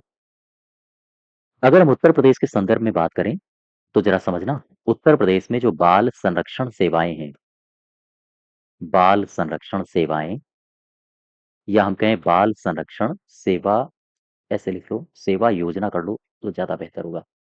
उत्तर प्रदेश में बाल संरक्षण सेवा योजना, इस योजना को 2010 से संचालित किया जा रहा है। 2010 से संचालित है। ठीक, और इन सभी कार्यक्रमों को, ये जो बाल सेवा योजनाएं हैं, इन सभी कार्यक्रमों को मिशन वात्सल्य के रूप में जाना जाता है। अगर आप इसमें फंडिंग पैटर्न की बात करोगे तो फंडिंग पैटर्न 60:40 है मिशन वात्सल्य में। ध्यान रखिएगा, उत्तर प्रदेश की मैं संदर्भ की बात कर रहा हूं। अच्छा, अगर हम सभी योजनाओं की फंडिंग पैटर्न की बात करूं, फंडिंग पैटर्न, तो मैंने अभी कौन कौन सी योजनाएं पढ़ी थी? ध्यान दो, मैंने आपको बताया था मैंने आपको बताया था मिशन पोषण 2.0, इस योजना को बताया। और फिर मैंने अभी आपको बताया मिशन शक्ति के बारे में, मिशन शक्ति। और इसमें भी मैंने दो योजनाएं, दो उप मिशन बताए थे। एक बताया था संबल उप योजना और एक मैंने बताया था सामर्थ्य उप योजना। ठीक, संबल उप योजना और फिर मैंने बताया सामर्थ्य उप योजना। अच्छा, फंडिंग पैटर्न में मुझे बताओ मिशन पोषण 2.0 में फंडिंग पैटर्न क्या है? 60:40 है, केंद्र और राज्य के मध्य। ये साधारण राज्य हैं। 90:10 है फंडिंग पैटर्न केंद्र और हिमालयी स्टेट। एचएस का मतलब मैं लिख रहा हूं हिमालयन स्टेट, ध्यान दीजिएगा। और नॉर्थ ईस्ट, नॉर्थ ईस्ट का मतलब पूर्वोत्तर राज्य, मैं यहां लिखे देता हूं। एचएस का मतलब है हिमालयी या हिमालयन स्टेट, जैसे उत्तराखंड हो गया। और नॉर्थ ईस्ट, एनी का मतलब है नॉर्थ ईस्ट, यानी पूर्वोत्तर राज्य, जैसे असम हो गया, नागालैंड हो गया, अरुणाचल प्रदेश हो गया आदि। तो आपसे अगर पूछा जाए मिशन पोषण 2.0, इसका फंडिंग पैटर्न क्या है, तो आप बताओगे केंद्र और राज्य के मध्य 60-40 है। ये राज्य साधारण राज्य हैं, जैसे उत्तर प्रदेश, मध्य प्रदेश। और केंद्र और हिमालय स्टेट और नॉर्थ ईस्ट के मध्य 90:10 का है। मिशन शक्ति में आ जाओ, यहाँ पर फंडिंग पैटर्न क्या है? मैं उठा रहा हूँ संबल योजना को। तो ध्यान दें, संबल का मतलब क्या है? मैंने अभी आपको क्या बताया था, पीछे आओ। महिलाओं की सुरक्षा और संरक्षण के लिए खर्च करना है सरकार को। तो इस योजना के तहत, यहाँ पे इस उप योजना के तहत 100% राशि निर्भया फंड के द्वारा आती है। निर्भया फंड के द्वारा केंद्र देता है, केंद्र सरकार देती है। ये बात आप समझ पा रहे हो? फिर से समझो। अगर आप इस योजना को ठीक ढंग से समझ गए ना, तो ये सारी बातें आपको बस केवल और केवल 2-3 बार पढ़ोगे, हमेशा के लिए याद हो जाएँगी। मैंने आपको संबल योजना बताई है। संबल योजना किस लिहाज से बताई? ये क्यों शुरू की गई थी? ये शुरू की गई थी महिलाओं की सुरक्षा के लिए। अब मुझे बताओ, आपने निर्भया कांड का नाम सुना होगा जो दिल्ली में हुआ था। उसमें महिला को महिला के साथ रेप किया गया, लड़की के साथ रेप किया गया। इसके बाद फिर पूरे देश में आक्रोश हुआ और फिर निर्भया फंड के नाम से एक फंड बना दिया गया, है ना? और उस फंड में जमा की गई राशि का इस्तेमाल महिलाओं की सुरक्षा के लिए होता है।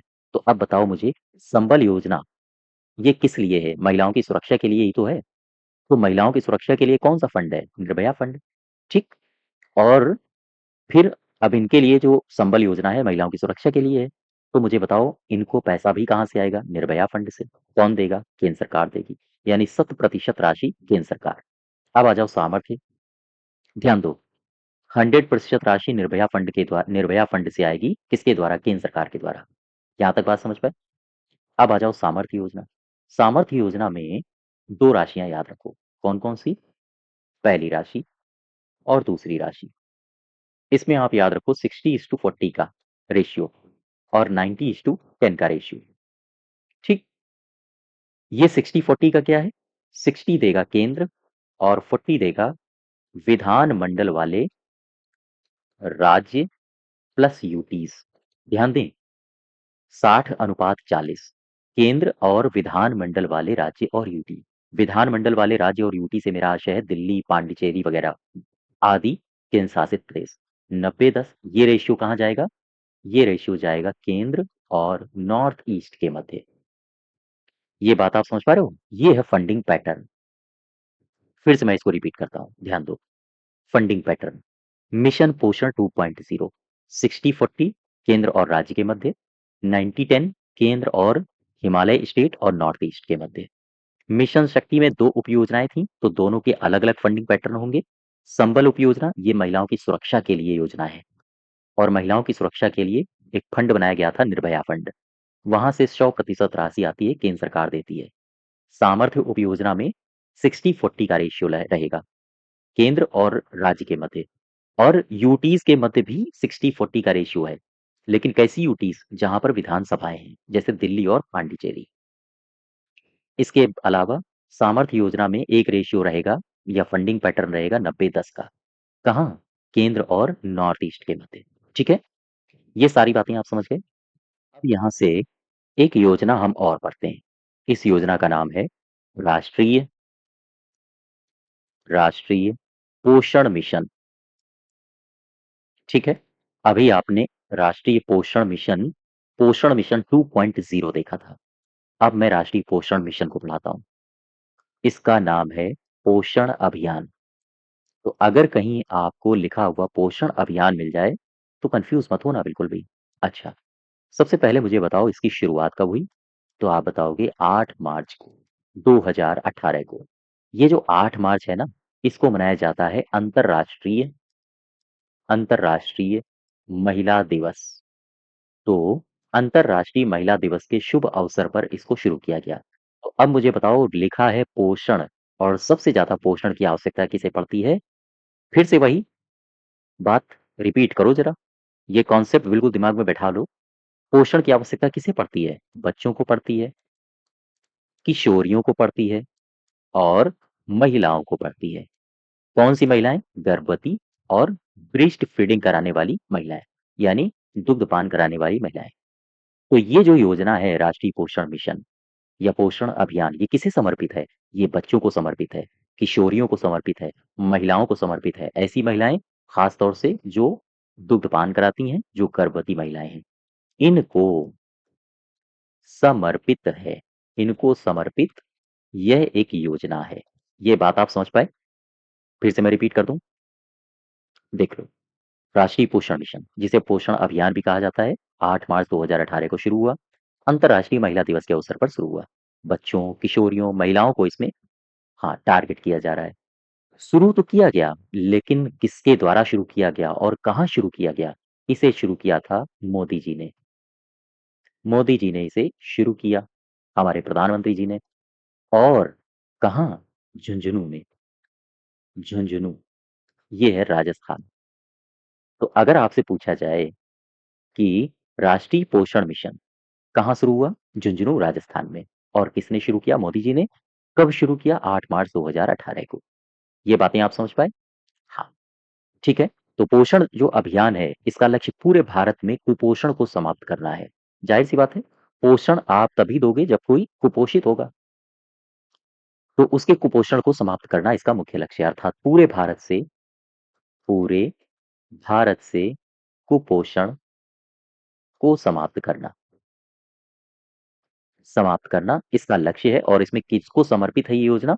बच्चों, किशोरियों और महिलाओं को। यहाँ तक बात समझ पाए? अब यहाँ से 2 बातें याद रखना। कौन-कौन सी 2 बातें हैं?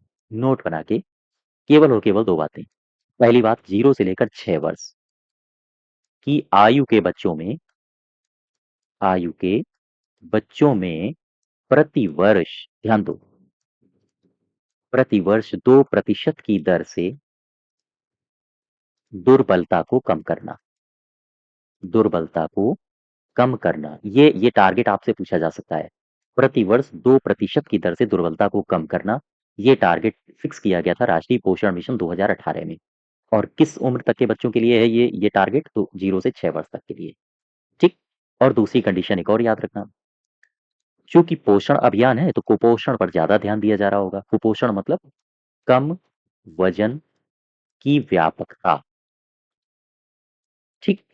कुपोषण यानी कम वजन की व्यापकता, यानी कि कुपोषण को प्रतिवर्ष 2% कम करना, ये भी इसका टारगेट है, ठीक? तो दोनों को 2% कम करना, बस इतनी सी बात याद रखो। फिर से एक बार रिपीट कर लो इसको। राष्ट्रीय पोषण मिशन, पोषण अभियान कहा जाता है। पूरे भारत से कुपोषण को समाप्त करना इसका टारगेट है। 8 मार्च 2018 को शुरू हुआ, अंतर्राष्ट्रीय महिला दिवस के अवसर पर। बच्चों, किशोरियों, गर्भवती महिलाओं, दुग्धपान कराने वाली महिलाओं को समर्पित है। राजस्थान के झुंझुनू से इसकी शुरुआत की गई।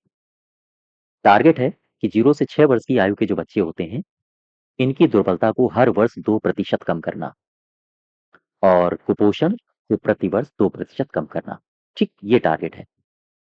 एक और टर्म आपने अभी सुना होगा, ये करंट में चर्चा में रहा था, पोषण माह 2024।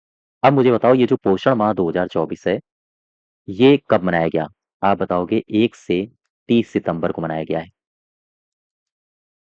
1 से 30 सितंबर 2024 को, हाँ, पोषण माह मनाया गया है 2024 में। ध्यान दीजिएगा इसको, इसको याद रखना, ठीक है? अच्छा, अब एक योजना और मैं आपसे डिस्कस कर लूँ, ध्यान दो। योजना है राष्ट्रीय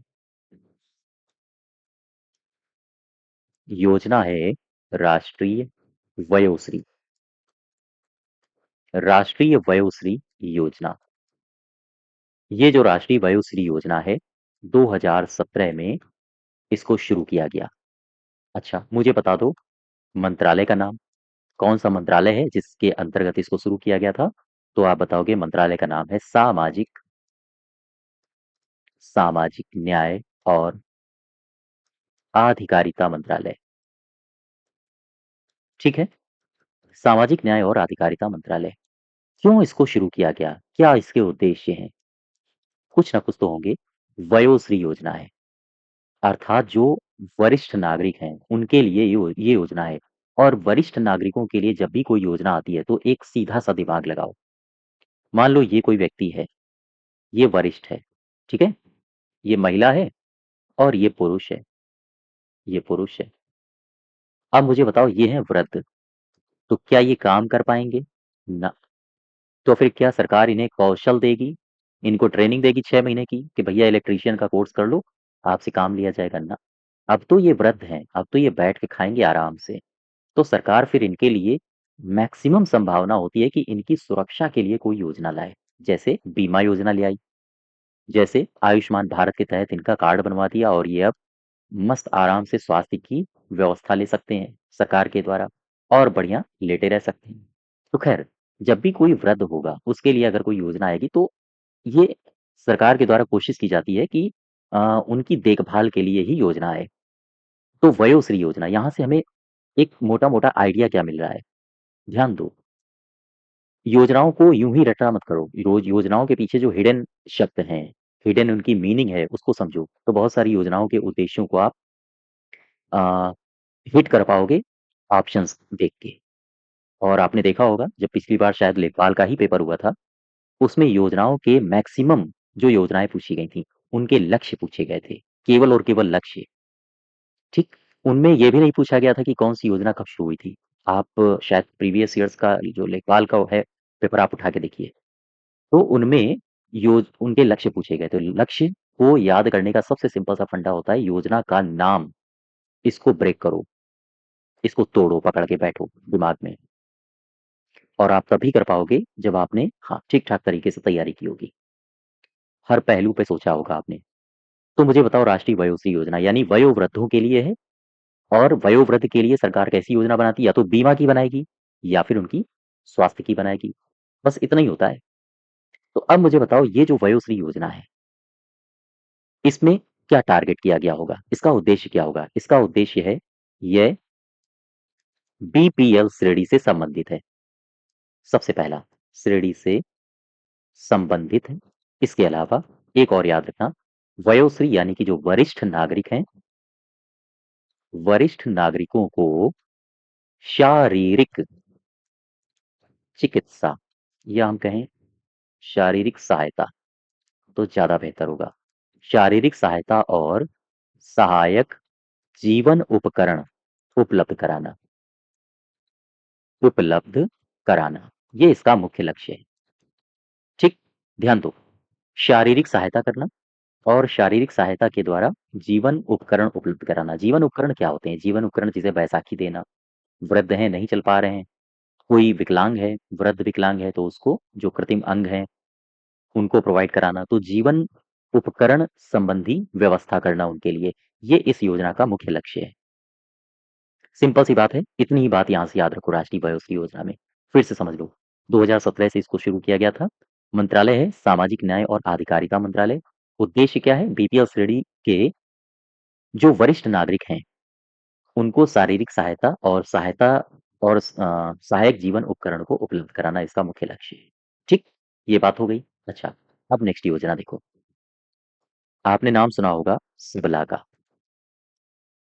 इसे कहा जाता है किशोरियों के लिए किशोरियों के लिए या हम कहें किशोरियों के सशक्तिकरण के लिए किशोरियों के सशक्तिकरण के लिए राजीव गांधी योजना।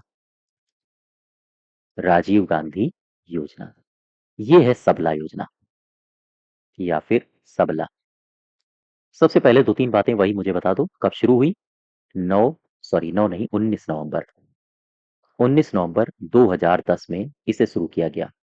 मंत्रालय बता दो मुझे, तो आप बताओगे महिला और बाल विकास मंत्रालय है। बाल विकास मंत्रालय है। उद्देश्य बता दो मुझे, क्यों इसको शुरू किया गया? तो आप बताओगे उद्देश्य है 11 से लेकर 18 साल। 11 से 18 साल की जो किशोरियां हैं, किशोरियों को, चूंकि किशोरियों के लिए है, यहां मैंने लिख ही दिया है, किशोरियों के सशक्तिकरण के लिए योजना है। ठीक है? तो किशोरियों का सशक्तिकरण कैसे होगा? जो 11 से 18 साल की किशोरियां हैं, उनको पोषण अच्छा मिले, उनका स्वास्थ्य अच्छा हो, उन्हें गृह कौशल मिले, गाँव में जो कौशल, हाथों में उनके पैसा आए, इस तरह का उन्हें कौशल दिया जाए। उन्हें जीवन का कौशल मिले, ठीक है? उन्हें व्यावसायिक व्यावसायिक कौशल मिले और जब ये चीज़ें उन्हें प्रदान की जाएँगी, तो फिर हर किशोरी बनेगी सशक्त। बात समझ पा रहे हो? ठीक है? तो ये उपलब्ध कराना, ये है सबला योजना का मुख्य उद्देश्य यानी किशोरियों के सशक्तिकरण के लिए राजीव गांधी योजना अर्थात सबला 19 नवंबर 2010 में शुरू होती है। महिला और बाल विकास मंत्रालय की योजना है। 11 से लेकर 18 साल की किशोरियों को पोषण, स्वास्थ्य, गृह कौशल, जीवन कौशल, व्यावसायिक कौशल आदि उपलब्ध कराना ही इस योजना का मुख्य लक्ष्य है। ठीक है? नेक्स्ट देखो, एक योजना है कायाकल्प पहल। इस योजना से आप परिचित होंगे। अगर नहीं है, तो फिर आओ परिचित कराता हूँ आपको। 15 मई 2015 की तारीख याद रखो। 15 मई 2015 को शुरू किया गया था कायाकल्प अभियान। और 2015 में सरकार किसकी थी? बीजेपी सरकार बना चुकी थी, है ना? तो 15 मई 2015 को कायाकल्प अभियान शुरू किया गया। ये जो योजना है, ये योजना या हम कहें ये जो पहल है, ये पहल स्वास्थ्य और परिवार कल्याण मंत्रालय की पहल है। परिवार कल्याण मंत्रालय की पहल है। हालाँकि जो आजकल कायाकल्प पहल है, वो स्कूलों में भी लॉन्च करी जा चुकी है। खैर, स्वास्थ्य और परिवार कल्याण मंत्रालय की पहल है। होता क्या है इसमें? होता ये है कि जो जन स्वास्थ्य सुविधाएँ होती हैं, जन स्वास्थ्य सुविधाओं को पुरस्कृत किया जाता है इसमें। पुरस्कृत और उन्हें प्रोत्साहित किया जाता है। बात समझ पा रहे हो? फिर से समझो। कायाकल्प पहल, ये स्वास्थ्य और परिवार कल्याण मंत्रालय की पहल है। 15 मई 2015 को इसको शुरू किया गया था, कायाकल्प अभियान के रूप में। और इसमें जन स्वास्थ्य जो सुविधाएँ होती हैं, जैसे जिला अस्पताल हो गया, जिला अस्पताल या फिर प्राथमिक स्वास्थ्य केंद्र हो गया या फिर सामुदायिक स्वास्थ्य केंद्र हो गया, इनको जब ये अच्छा काम करते हैं, तो इनको पुरस्कृत किया जाता है, प्रोत्साहित किया जाता है। और इसी फ्रेम को या हम कहें इन्हीं लक्ष्यों को हासिल करने के लिए कायाकल्प पहल की शुरुआत की गई थी। ठीक है? और यहाँ से देखो, ये जो पहल है, अर्थात हम कह सकते हैं इस पहल के अंतर्गत अंतर्गत जन स्वास्थ्य सुविधाओं को जन स्वास्थ्य सुविधाओं को पुरस्कृत किया जाता है। पुरस्कृत होता है। जन स्वास्थ्य सुविधाओं को पुरस्कृत किया जाता है। ध्यान दें, ऐसे लिखो, पुरस्कृत किया जाता है। ठीक? अच्छा, तो ये जो पुरस्कृत किया जा रहा है यानी कि अवार्ड दिया जा रहा है जन स्वास्थ्य सुविधाओं को। जन स्वास्थ्य सुविधाएँ कौन-सी हैं? जैसे जिला अस्पताल है, प्राथमिक स्वास्थ्य केंद्र है और सामुदायिक स्वास्थ्य केंद्र है। साथ ही साथ हेल्थ और वेलनेस सेंटर उपकेंद्र हो गए। तो जब इसको शुरू किया गया था 2015 में, उस समय प्रावधान क्या था? उस समय प्रावधान ये था कि 5 पुरस्कारों को 5 इसमें पुरस्कारों का या पुरस्कारों को देने का प्रावधान था। तो हम लिख सकते हैं 5 पुरस्कारों का इसमें प्रावधान था। ये प्रावधान किया गया था कि इस भाई इसमें 5 पुरस्कार दिए जाएँगे इस पहल के अंतर्गत। तो ये 5 पुरस्कार किसे-किसे दिए जाएँगे? सबसे पहले 2 दिए जाएँगे जो सर्वश्रेष्ठ जिला अस्पताल होंगे। ध्यान देना, जिला अस्पताल को। इसमें से 2 पुरस्कार दिए जाएँगे जो सर्वश्रेष्ठ सामुदायिक सामुदायिक स्वास्थ्य केंद्र होंगे। ठीक है? और तीसरी कंडीशन ये होगी कि एक प्राथमिक स्वास्थ्य केंद्र को दिया जाएगा। लेकिन राज्यों को ये छूट दी गई थी कि वो अपने हिसाब से इनमें परिवर्तन कर सकें। तो उत्तर प्रदेश की स्थिति अलग है। तो ख़ैर, जब इसको लॉन्च किया गया था तो ये गाइडलाइन जारी की गई थी कि भाई 2 सर्वश्रेष्ठ जिला अस्पतालों को चुनिए, 2 सर्वश्रेष्ठ सामुदायिक स्वास्थ्य केंद्रों को चुनिए और 1 प्राथमिक स्वास्थ्य केंद्र को चुनिए और फिर उन्हें अवार्ड दो। जैसे जब इसको शुरू किया गया था तो इसमें कहा गया था कि जो जिला अस्पताल होगा, जिला अस्पताल इन्हें जो पहला स्थान लाएगा उसे 50 लाख रुपए की सहायता राशि या पुरस्कार दिया जाएगा और जो दूसरा स्थान लाएगा, सेकंड स्थान, उसे 20 लाख रुपए का प्रावधान किया गया। ठीक? इसके अलावा कुछ इसमें कहा गया कि जो सामुदायिक स्वास्थ्य केंद्र हैं, सामुदायिक स्वास्थ्य केंद्र या फिर उपजिला अस्पताल। अगर उपजिला अस्पतालों को अवार्ड देना है, तो यहाँ भी इसमें 2 अवार्ड निर्धारित किए गए थे, फर्स्ट और सेकंड। ठीक है? फर्स्ट और सेकंड। और इसमें कहा गया कि 15 लाख रुपए, ये एल मैंने लिखा है, मैं यहाँ पर लाख लिख देता हूँ। 15 लाख रुपए निर्धारित किए गए और दूसरे वाले को 10 लाख रुपए, जो दूसरा स्थान लाएगा उसे 10 लाख रुपए दिए जाएँगे। इसके अलावा प्राथमिक स्वास्थ्य केंद्र, प्राथमिक स्वास्थ्य केंद्र की स्थिति में इसे 2 लाख यानी जो अच्छा परफॉर्मेंस करेगा प्राथमिक स्वास्थ्य केंद्र उसे 2 लाख रुपए पुरस्कार के तौर पर दिए जाएँगे। फिर से समझो, जिला अस्पताल को पहले जो पहला स्थान लाएगा 50 लाख रुपए, जो दूसरा स्थान लाएगा उसे 20 लाख रुपए निर्धारित किए गए। इसके अलावा सामुदायिक स्वास्थ्य केंद्र और उप जिला अस्पताल की अगर हम बात कर लें, पहले स्थान पर जो आएगा 15 लाख रुपए, दूसरे स्थान पर जो आएगा 10 लाख रुपए पुरस्कार के तौर पर दिए जाएँगे। प्राथमिक स्वास्थ्य केंद्र 2 लाख रुपए पुरस्कार के तौर पर दिए जाएँगे। यहाँ तक बात समझ पा रहे हो? अच्छा, इसमें राज्य सरकारों को छूट दी गई थी कि आप अपने अनुसार परिवर्तन कर सकते हो। तो उत्तर प्रदेश की अगर हम स्थिति की बात करें, तो उत्तर प्रदेश में हेल्थ और वेलनेस सेंटर के लिए भी अलग से दिशा निर्देश जारी किए गए हैं, या हम कहें अन्य राज्यों के लिए भी दिशा निर्देश केंद्र सरकार अलग से जारी करती है, हेल्थ और वेलनेस सेंटर के लिए।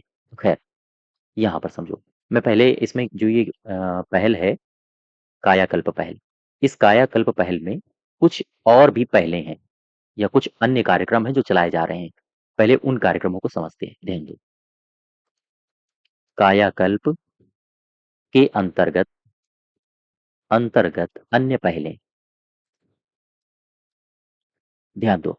कायाकल्प के अंतर्गत अन्य पहलें, सबसे पहले मेरा अस्पताल पहल।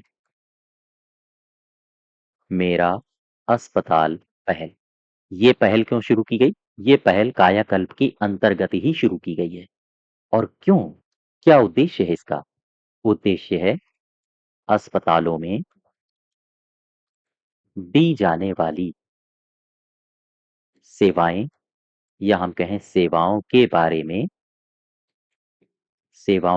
में मरीज क्या सोचते हैं, मरीजों की प्रतिक्रिया लेना, प्रतिक्रिया जानना, इस पहल का मुख्य लक्ष्य है। ध्यान दो, कायाकल्प योजना के अंतर्गत कुछ पहलें जो आपको जाननी चाहिए, जैसे मेरा अस्पताल पहल, इसका लक्ष्य क्या है?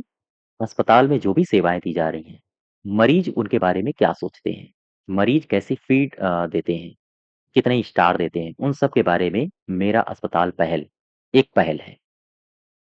ठीक है? जो मरीजों की प्रतिक्रिया के बारे में, हाँ, इसको शुरू किया गया था। एक दूसरी पहल याद रखना, और ये याद ही रखना, ये महत्वपूर्ण है। पहली वाली आप बस पढ़ लीजिए, उतना पर्याप्त है आपके लिए। इसे बोलते हैं स्वच्छ, स्वस्थ और सर्वत्र, SSS कहा जाता है इसे, ध्यान दीजिएगा। ये कायाकल्प पहल के अंतर्गत ही एक योजना है। तो खैर, स्वच्छ, स्वस्थ और सर्वत्र, ये किसकी योजना है, या हम कहिए ये किसकी पहल है? तो आप बताओगे ये है स्वास्थ्य मंत्रालय। आप पूरा लिख लेना, स्वास्थ्य और परिवार कल्याण मंत्रालय पूरा होता है। ये स्वास्थ्य मंत्रालय और पेयजल मंत्रालय, तो आप इसको भी पूरा लिख लेना, पेयजल और स्वच्छता मंत्रालय, ठीक है? स्वास्थ्य मंत्रालय और पेयजल मंत्रालय ने इसे शुरू किया, इस पहल को शुरू किया है। अच्छा, होगा क्या इसमें? होगा ये बात आपके लिए महत्वपूर्ण है, ध्यान दीजिएगा। होगा ये कि इसके अंतर्गत ODF कोई ब्लॉक है, अगर ब्लॉक ODF है यानी ओपन डेफिकेशन पूरा का पूरा ब्लॉक है, कोई ब्लॉक है जो ODF है, शौच से मुक्त है, खुले में शौच से मुक्त है, तो इसके अंतर्गत ODF ब्लॉक के CHC का मतलब क्या है? सामुदायिक स्वास्थ्य केंद्र, ठीक है?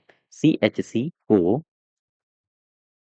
NHM यानी कि नेशनल हेल्थ मिशन के तहत 10 लाख रुपए अनुदान दिया जाएगा, अनुदान देना होगा। ध्यान दीजिएगा, सबसे पहले फिर से इस पहल को समझते हैं।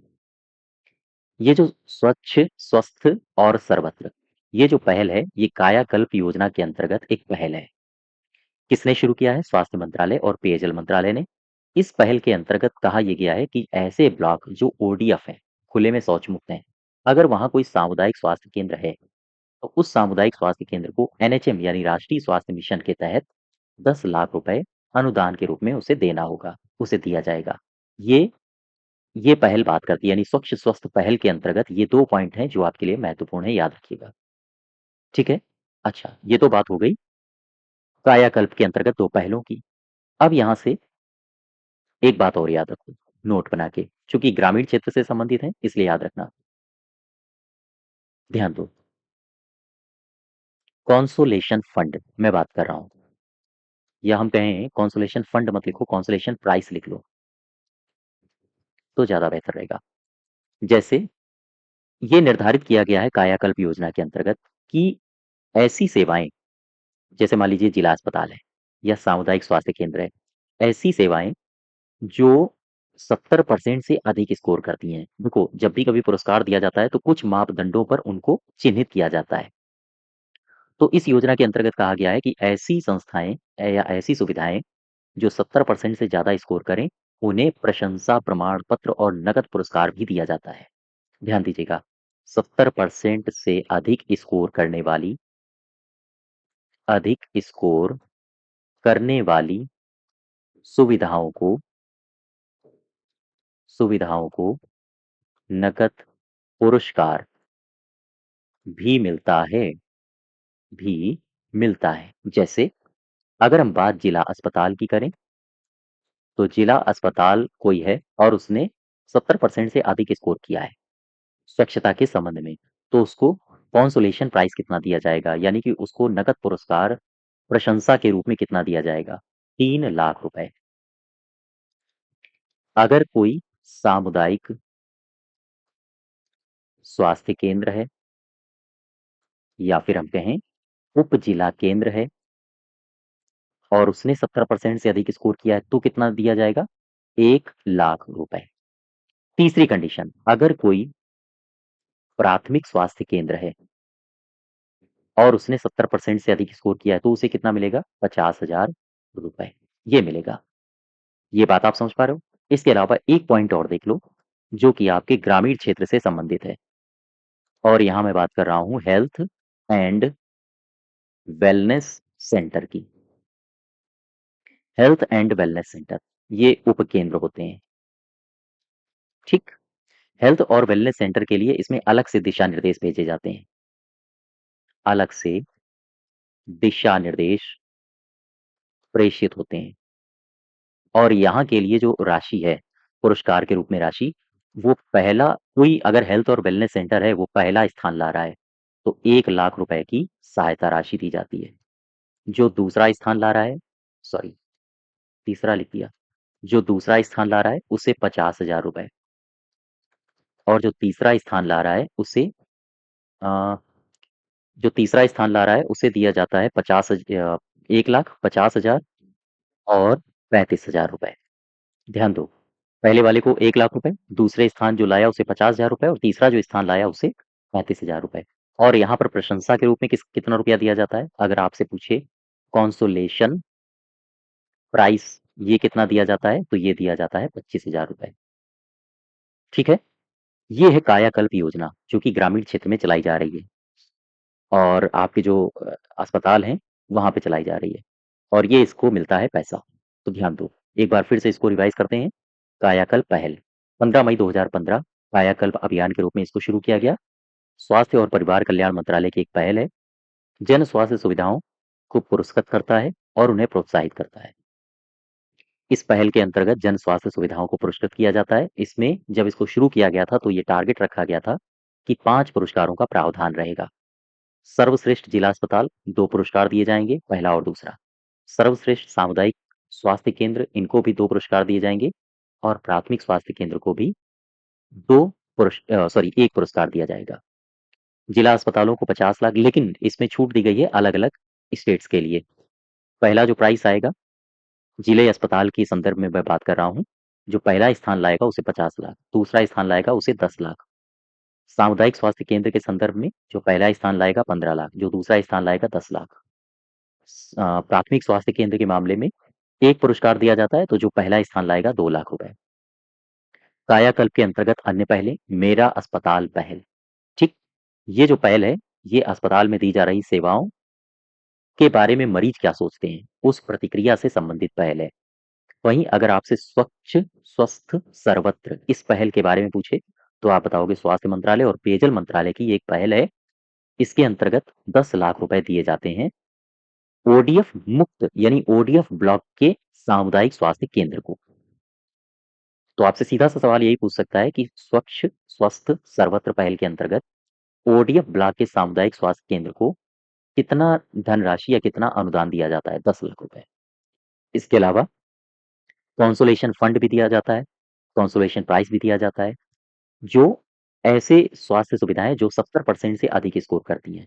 तो अगर कोई जिला अस्पताल है, उसने 70% से अधिक स्कोर किया है तो 3 लाख रुपए। सामुदायिक स्वास्थ्य केंद्र ने अगर 70% से अधिक स्कोर किया है तो 1 लाख रुपए। प्राथमिक स्वास्थ्य केंद्र ने अगर 70% से अधिक स्कोर किया है तो 50,000 रुपए। ठीक है? हेल्थ और वेलनेस सेंटर, इसको अलग से दिशा निर्देश प्रेषित किए जाते हैं सरकार की तरफ से। पहले स्थान पर जो आता है 1 लाख रुपए, दूसरे स्थान पर जो आता है 50,000, तीसरा स्थान जो हेल्थ और वेलनेस सेंटर लाता है उसे 35,000 रुपए और कंसोलेशन प्राइज़ के रूप में 25,000 रुपए दिए जाते हैं। ये बात आप समझ पाए? हाँ। तो ख़ैर, ये स्वास्थ्य संबंधी योजनाएँ थीं हमारी केंद्र सरकार की, जो कि ग्रामीण क्षेत्रों में चलाई जा रही हैं या फिर ग्रामीण और शहरी दोनों क्षेत्रों में चलाई जा रही हैं। बात समझ पाए? तो इसके आगे हम लोग नेक्स्ट डे कंटिन्यू करेंगे। धन्यवाद।